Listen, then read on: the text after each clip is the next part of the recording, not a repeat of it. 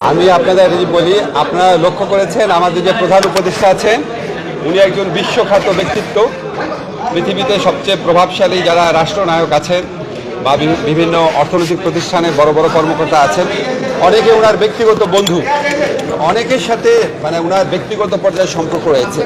এই জন্য আমাদের প্রধান উপদেষ্টা আপনারা লক্ষ্য করেছেন উনি দায়িত্ব নেওয়ার পরপরই সংযুক্ত আরব আমিরাতে ফোন করেছেন। সেখানে আমাদের যারা বাংলাদেশি ভাই বোনেরা এই জুলাই গণ অভ্যুত্থানের পক্ষে ভূমিকা রেখেছিল তারা খুব দ্রুত দেশে ফিরে আসতে পেরেছিল, যেটা অকল্পনীয় একটা ব্যাপার ছিল।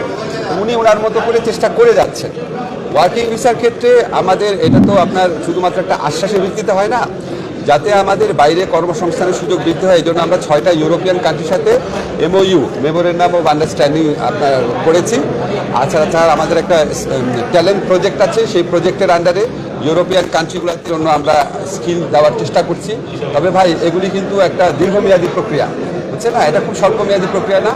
আমরা আশা করি আমরা আমাদের দায়িত্বকালে একটা ভালো সূচনা করে দিব। পরবর্তীকালে পলিটিক্যাল গভর্নমেন্টগুলো আসলে তারা যদি এটা কন্টিনিউ করে তাহলে ইউরোপে আমাদের যে শ্রম বাজার আছে সেটা আরো অনেক সম্প্রসারিত হবে। স্যার আরেকটা শেষ প্রশ্ন স্যার একটা ছোট প্রশ্ন স্যার, সেটা হচ্ছে মালয়েশিয়ার ক্ষেত্রে আমি যেটা দেখেছি স্যার, মালয়েশিয়ার 14টা কান্ট্রি থেকে কর্মী নেয় একভাবে, বাংলাদেশ থেকে কর্মী নেয় আরেকভাবে। সেই জায়গায় স্যার প্রশ্নটা স্যার, কে কর্মী পাঠাবে, কয়টা প্রতিষ্ঠান কর্মী পাঠাবে, সেগুলো নিয়ে প্রশ্নটা স্যার।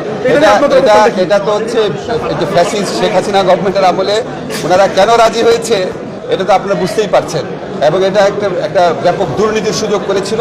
এখন ওনারা যে MOUটা স্বাক্ষর করে গেছে, MOU মানে চুক্তি, এই চুক্তি আমাদের উপর একটা আপনার বোঝার মতো হয়ে দাঁড়িয়েছে। আমরা এটাকে পরিবর্তন করার চেষ্টা করছি। Thank you.